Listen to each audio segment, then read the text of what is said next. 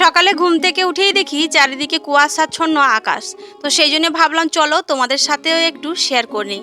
আকাশ বলবো না, তবে কুয়াশাচ্ছন্ন পুরো গ্রামটা দেখো, দেখতে এত সুন্দর লাগছে। তো সেই জন্য তোমাদের সাথে আর শেয়ার না করে পারলাম না। বিশেষ করে আমাদের মতো যারা গ্রামে থাকো তোমরাই বুঝতে পারবে যে এখন কুয়াশাটা দেখতে ঠিক কতটা ভালো লাগে।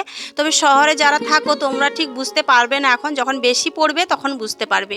তো চলো, বছরের প্রথম কুয়াশা দেখতে ভীষণ ভালো লাগে, তাই তোমাদের সাথেও শেয়ার করলাম। শুভ সকাল বন্ধুরা, তোমরা সবাই কেমন আছো? আশা করছি তোমরা যে যেখান থেকে আমার এই ব্লগটা দেখছো তোমরা সবাই অনেক ভালো আছো আর সুস্থ আছো। তোমাদের আশীর্বাদ ও ভালোবাসায়, মহাদেবের আশীর্বাদে আমরাও না বেশ ভালো আছি।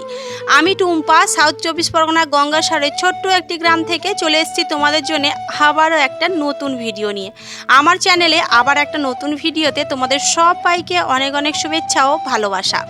আজকের দিনটা হলো সোমবার, আর এখন ঘড়ির কাঁটায় বাজে ঠিক সকাল 6টা। তো চলো আজকের ব্লগটা তোমাদের সবাইকে সাথে নিয়ে এই যে ঝাড়ু হাতে নিয়েই তবে ভিডিওটা শুরু করলাম। আসলে কি বলতো, এই যে বেড়াটা দেখতে পাচ্ছ এখানে না অনেক কটা মাকড়সার ফাঁদ হয়েছে, আর যখন যেহেতু পুজোর সামনে তো সেই জন্য ভাবলাম চলো এখনই ঝেড়ে দিই।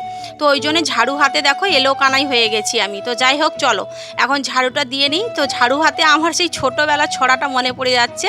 ছড়া বলবো না, ওই যে অ আ ক খ পড়তে পড়তে যে বলে না ঝাড়ু হাতে এলো কানাই, তো সেই অবস্থা আজকের আমার হয়েছে। যাই হোক, ওদিকে কাজ কমপ্লিট করে এখন সোজা চলে এসেছি দেখো কল পাড়ে। তো এখন বেশ কয়েকটা বাসি জামা কাপড় ছিল, তো ভাবলাম চলো এগুলোকে আগে সার্ফ জলে দিয়ে দিই, তারপরে বাসি কাজকর্ম শুরু করব। তো চলো বন্ধুরা, আজকের ব্লগটা একটু স্কিপ না করে প্রথম থেকে শেষ পর্যন্ত দেখতে থাকো। আই হোপ আজকের ভিডিওটা তোমাদের একটু হলেও ভালো লাগবে। তোমরা যারা এখন আমার চ্যানেলটা সাবস্ক্রাইব করোনি, প্লিজ তোমরা সবাই এখন আমার চ্যানেলটা সাবস্ক্রাইব করে নাও, আর পাশে থাকা বেল বাটনটা কিন্তু অবশ্যই প্রেস করে দিও, তাহলে সবার আগে ভিডিও নোটিফিকেশানগুলো তোমাদের কাছে পৌঁছে যাবে। তো সকালে ওদিকে বাসি কাজকর্ম কমপ্লিট করে এখন আমি চলে এসেছি রান্নাঘরে, আর রান্নাঘরে এসেই দেখো একটু চাউমিন বানাবো। তো সেই জন্য গরম জলের মধ্যে চাউমিনটা দিয়ে দিলাম। ওদিকে মামাম সোনা এখনও ঘুমাচ্ছে, তো ও ঘুমিয়েই থাকুক, ওকে এখন ঘুম থেকে ওঠাবো না। এখন বাজে ওই সকাল 7টা মতো। তো আজকের ব্লগটা কিন্তু অনেকটাই ঝামেলার ব্লগ বলতে পারো, কারণ আমার অনেকটা ঝামেলা পড়ে যাবে, খুবই ব্যস্ত আমি। তো সেই জন্যই চটজলদি আর কিছু বাসি কাজ তোমাদের সাথে শেয়ার করিনি, একেবারে চলে এসেছি সোজা রান্নাঘরে। আর দেখতেই পাচ্ছ চাউমিনটা কিন্তু হয়ে এসছে, বেশি কিছু দিইনি, শুধু লবণ দিয়েছি আর হচ্ছে তোমার একটু আলু দিয়েছি আর পেঁয়াজ দিয়েছি, ব্যাস এটাই যা। তো তারপরে কিন্তু জামা কাপড়গুলো কাচাকুচি করে রোদ্দুরে মিলেছিলাম। এখন বাজে ওই 8টা মতো বাজে। তো দেখো কতটা রোদ্দুর উঠে পড়েছে। তো ভিজে জামা কাপড়গুলো তুলে নিচ্ছে এই কারণে, মধ্যিখানে একবার না বৃষ্টি পড়ছিল, তো সেই জন্য ভাবলাম আমি না একটু বাজারে যাব, ওই জন্য জামা কাপড়গুলো তুলে রেখে দিয়ে যাচ্ছি। তো যাই হোক, জামা কাপড়গুলো তুলে আনার পরে দেখো একেবারে অঝোর ঝাড়ায় বৃষ্টি চলে এসছে। কি অবস্থা দেখেছো? জামা কাপড়গুলো যদি না ওঠাতাম তাহলে কিন্তু অনেকটাই ঝামেলায় পড়ে যেতাম, শুকনো জামা কাপড়গুলো ভিজে যেত। তো ওই জামা কাপড়গুলো কিন্তু আগের দিনে মানে আগের দিনের কাচাকুচি করেছিলাম, সেই ভিজেগুলো ছিল সেগুলো মিলেছিলাম। আর আজকের ভিজে জামা কাপড়গুলো এই যে দেখো বেশ কয়েকটা ভিজছে এখন, আর বেশ কয়েকটা তুলেও নিয়েছি। চলো, এদিকে বৃষ্টি হচ্ছে, আমার কিন্তু অনেকটা সমস্যাই হয়ে গেল, কারণ আজকের বাড়িতে হচ্ছে নতুন অতিথি আসবে, আর সেই জন্য আমাকে যেতে হবে বাজারে। কিন্তু দেখো এই যে বৃষ্টির কারণে অনেকটাই ঝামেলায় পড়ে গেলাম। তো অনেকক্ষণ ওয়েট করার পরে ফাইনালি আমি বেরিয়েছিলাম, 8:30 নাগাদ বাজারে গেছিলাম। বাজার থেকে এনেছি দেখো সর্ষের তেল, কাঁচা লঙ্কা, হলুদ গুঁড়ো, লঙ্কার গুঁড়ো, পেঁপে, কাঁচকলা, আলু, পটল, ভেন্ডি, শসা এগুলোই এনেছি। কারণ বাড়িতে নতুন অতিথি আসছে জানো, সেই অতিথি আবার চিকেন খায় না, ডিম খায় না, শুধুমাত্র একটুখানি মাছ খায়। তো সেই জন্য দেখো মাছও এনেছি সবার জন্যে, মানে যারা যারা আসবে সবার জন্য মাছ এনেছি। তো চলো ব্লগটা কন্টিনিউ করতে থাকো, তাহলেই কিন্তু তোমরা বুঝতে পারবে যে বাড়িতে কে আসছে, ঠিক আছে?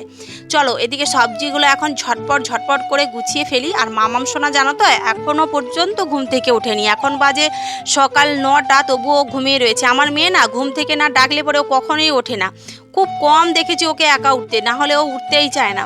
তো যাই হোক, ও ঘুমিয়ে আছে বলে আমি সবজিগুলো ঝটপট করে তুলে নিচ্ছি। ওকে না চাবি মানে তালা লাগিয়ে আমি গেছিলাম, ও কিন্তু ঘুমিয়েই ছিল, তালা বন্ধ করে দিয়ে আমি বাজারে গেছিলাম।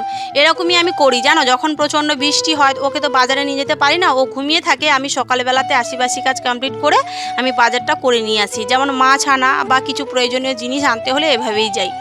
আর যদি সন্ধেবেলা যাই তাহলে ওকে অবশ্যই আমার সাথে করে নিয়ে যাই। যাই হোক চলো, এখন সবজিগুলো তুলে নিয়েছি, এখন আমি সাইকেলটা ঘরের মধ্যে তুলে নিই, তারপরে কিন্তু রান্না বান্নার জোগাড় করব। কারণ মানে আমার সব থেকে ভালোবাসার মানুষরা আসছে, তো ভালোবাসার মানুষ আসলেই তো একটু বেশি আনন্দ হয়, তাই না বন্ধুরা? তোমাদের কার কার বেশি আনন্দ লাগে তোমাদের ভালোবাসার মানুষ তোমাদের বাড়িতে আসলে? অবশ্যই কমেন্ট করে জানিও। আর সব থেকে বেশি খারাপ লাগছে তোমাদের দাদাভাই বাড়িতে নেই, ও যদি বাড়িতে থাকতো তাহলে আরও বেশি বেশি খুশি হতো আর কি। যাই হোক, ওদিকে দেখো পাঙ্গাস মাছগুলো ভাজতে দিয়েছে, আর এদিকে একটা ছোট্ট পোনা মাছ এনেছিলাম আমার বিশেষ অতিথির জন্য, যেই অতিথি হচ্ছে ডিম আর চিকেন খায় না। তো ওদিকে মাছ ভাজাগুলো তুলে দিয়ে আমি কিন্তু এদিকে চলে এসেছি। দেখো বিছানাটা ভালো করে পেতে নিচ্ছি, মামাম সোনা ঘুম থেকে উঠে পড়েছে। বিছানাটা পেতে নিচ্ছি মানে কি বলতো, রান্না বান্নায় তো ব্যস্ত হয়ে পড়বো, সেই জন্য বিছানার দিকে আর আসতেই পারবো না, ওই জন্য এখন বিছানাটা পেতে নিচ্ছি, অতিথি আসার আগেই পেতে নিচ্ছি। তো আর কি বলতো, কেউ এসে যদি দেখে যে বিছানাটা সুন্দর রয়েছে, বা আমিও যদি দেখি কেউ আসার পরে আমার বিছানাটা সুন্দর রয়েছে, তাহলে নিজের একটা মানসিক শান্তি বেশ ভালোই পাওয়া যায় জানো। বিছানাটা যদি এলোমেলো থাকে না, তখন মনে হয় যেন আমার পুরো ঘরটাই এলোমেলো হয়ে রয়েছে।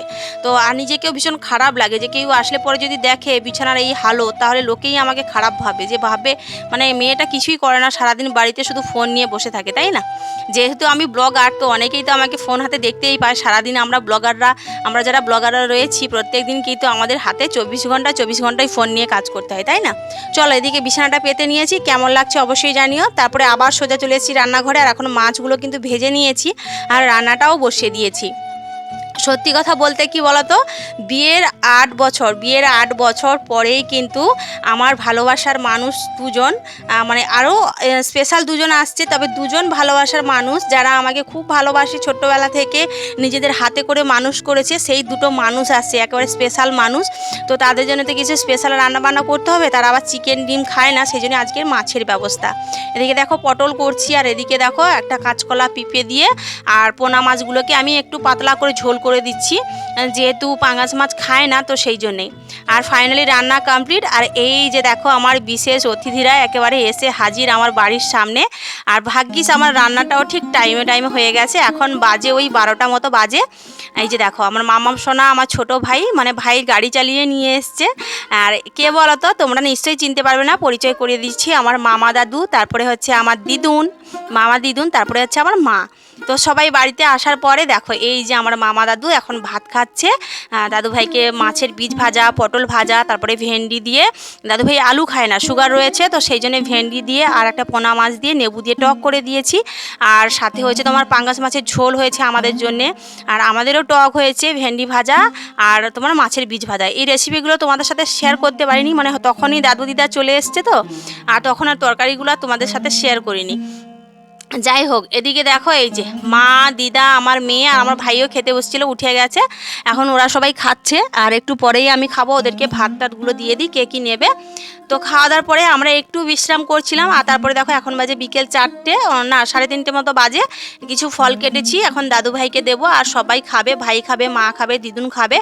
সবাই খাওয়া দাওয়ার পরে দাদু ভাইরা কিন্তু বাড়ি চলে যাবে। দাদু ভাই না শরীরটা ভীষণই খারাপ, মানে যখন তখন অসুস্থ হয়ে পড়ে।